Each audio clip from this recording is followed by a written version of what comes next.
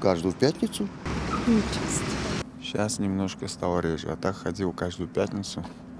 Просто сейчас забываюсь не то что в числах, а в днях недели. Джами. Дети ходят каждую субботу. В джами не хожу. В джами практически не хожу я в джами. Редко совсем.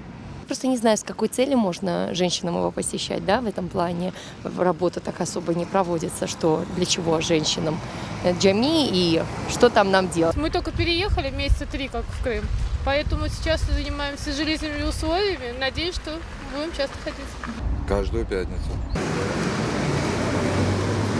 В мечеть я практически не хожу, но только в месяц, если Рамадан. Так как бы молюсь дома.